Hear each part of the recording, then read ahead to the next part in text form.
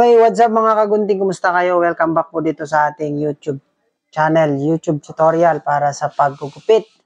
Yan, ito po yung ating bagong model ngayon from URA. Okay.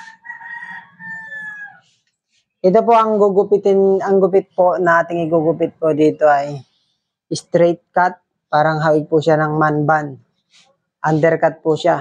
Yan. Ang taas po nito ay nasa mid fade. Ngayon po, naipitan ko na po siya. Naihiwa-hiwalay na natin yung mga dapat hindi putulin. Ngayon po sa pag-uumpisa, ituturo ko po sa inyo kung saan tayo dapat mag-umpisa. Ang parte po ng pag-uumpisa ngayon na ituturo ko muna ngayon ay dito po tayo sa likod. Marami pong mga diskarte na kung saan nag-uumpisa pero magpupokus po tayo sa bagong tutorial ko po. Isa lang po ito na paraan ng unang pagbabawas para sa gupit. Ito po ay dito sa likod. Ang pagbabawas po natin, kailangan ay masilip po natin yung kanyang tenga. Yan. At dito naman po sa kabila, kailangan makita rin po natin. Yan. Ngayon po, papagitnaan po natin siya, kailangan magkatapat lang po yun dito sa tenga, tapos dito sa kabilang tenga. Dito po, sa gitna tayo mauunang magbabawas. Ngayon po, gagamit lang muna po ako dito ng suklay, overcomb. Ayos natin yung camera natin. Yan.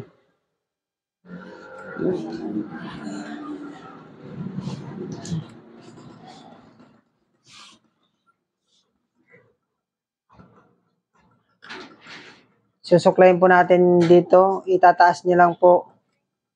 Yan. Okay. Dito po para masilip natin yung tenga ng ating customer. Yan. Dito po, tapat po dito. Yan. Pabawasan natin. Yan. Then, sa gitna po ng tenga yung nabawasan hanggang dito. Nakita nyo po. Then, susundan lang po natin yan.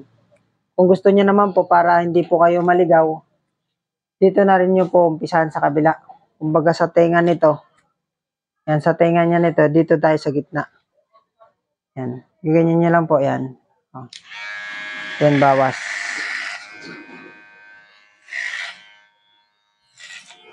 Yan.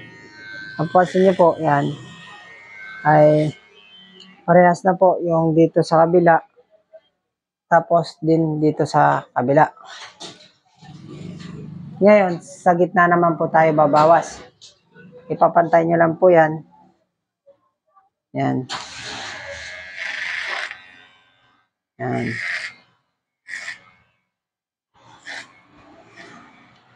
Okay na. Yan po. Yan po yung pagbabawas.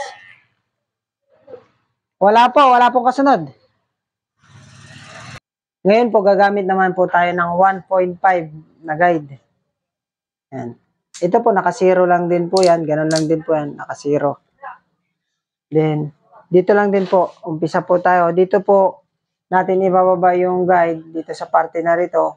At dito po tayo titingin sa dulo na to.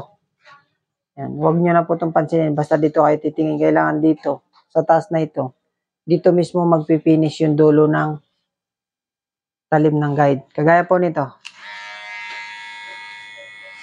At bago nyo nga pala po yan re-razorin, kailangan po nyo diinan ng kamay. Hindi na po ako muna magtuturo ng ibang pangdidiin kasi marami pong klaseng pagdidiin dyan. Ito lang, kamay lang muna yan, ganyan. Kagaya po nito, yan. Yan. Yan. Yan. Ito po, bago nyo po yan pala hagudin, kailangan po, itong malapad po na ito, itong flat na ito, yun po yung ididikit nyo dun sa balat ng customer. Kagaya po nito, yan, ididikit nyo muna, yan, pag nakadikit na, saka nyo naman siya itaas. Yan. Okay po. Kailangan po nakaharang po ito para pag dumikit na po dito yung talim, tama na, tigil na pag dumikit po dito. yung talim ng guide. Yan. Yan. Ganyan lang po siya para din titignan nyo lang din po yung pantay niya.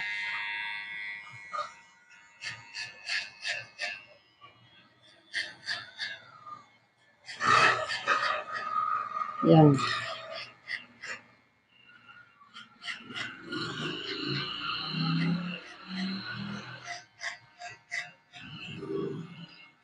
Nakita nyo naman na po, pantay na po yan. Tapos dito. Yan. Ipapantay nyo po sa kalahati ng kanyang tenga. Yan, kalahati po rito, kalahati din dito. Yan. Ngayon po magpapalit naman po tayo dito ng guide. Ang gagamitin ko naman po dito na guide ay 1.5 na guide. Ito po yon. Yan, yan na guide. Ngayon po, ang bababaan po nito, dito lang tayo bababa sa parte na ito. Huwag na tayo masyadong bumaba sa baba. Ngayon po, ang gagawin nyo lang din po, ganyan lang din. Ilalapat nyo po itong manipis na ito, itong flat space na ito dito. Bago nyo po siya itataas. Kagaya po nito. Yan. Yan. Nakalapat na po yan. Then, pwede nyo na pong itaas. Huwag po kayong kakawit ng kuan, basta nakalapat po yung likod.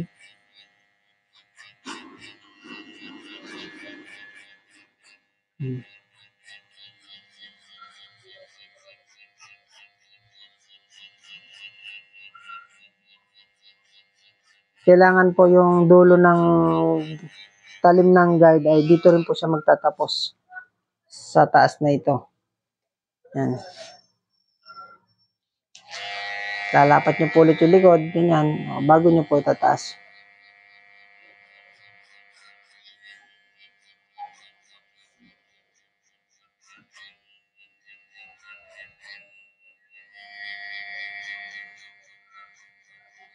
Ulit-ulit nyo lang po yan, basta kung saan po bumaba yung likod ng, kung saan po bumaba ito dito, sa parte dito, huwag nyo na po siya taas, basta pabalik-balik lang po yung pagtaas. Kagaya po yan, dito siya bumaba, yan, pag ganyan-ganyan yan na lang.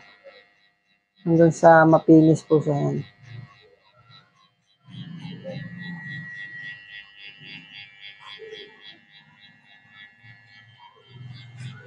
Yan po.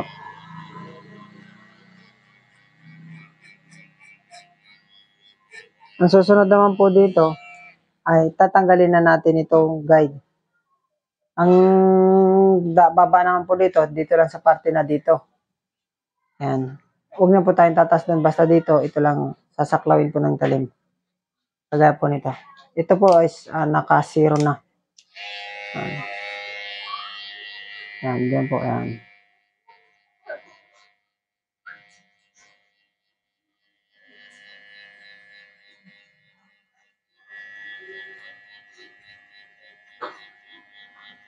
Ito po yung mga basic, ito po yung mga tutorial na step by step yan.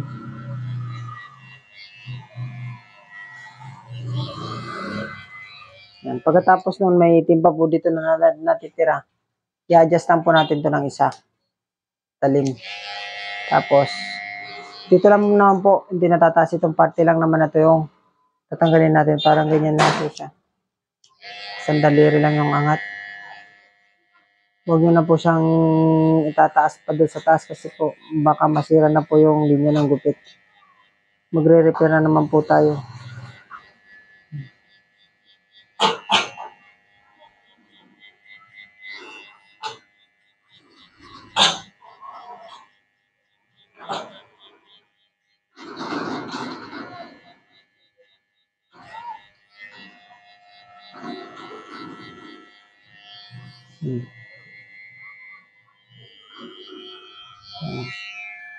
Kung meron po kayong tining trimming, scissor, razor, dito na po yon.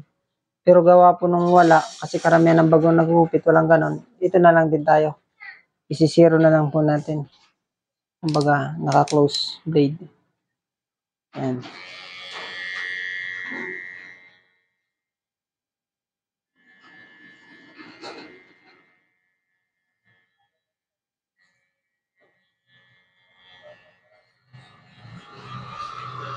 Ayan.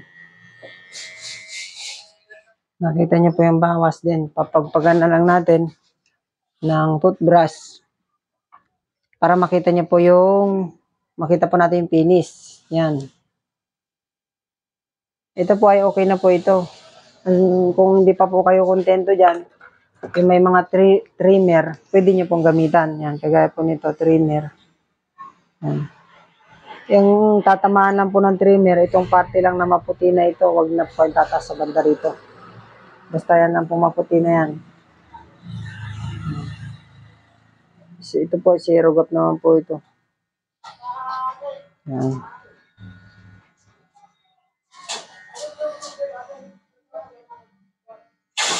Pero kung gusto niyo po na mas malinis yung tabas, gagamitin po natin ng shaver. Kagaya po niyan. Dito lang naman po yun sa babang baba na to. Ayan.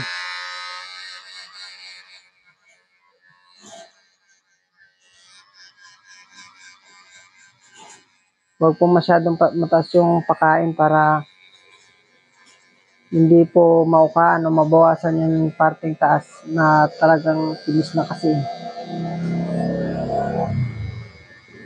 Ahagurin na lang. Yan. Okay. Tapos papagpagan na po natin.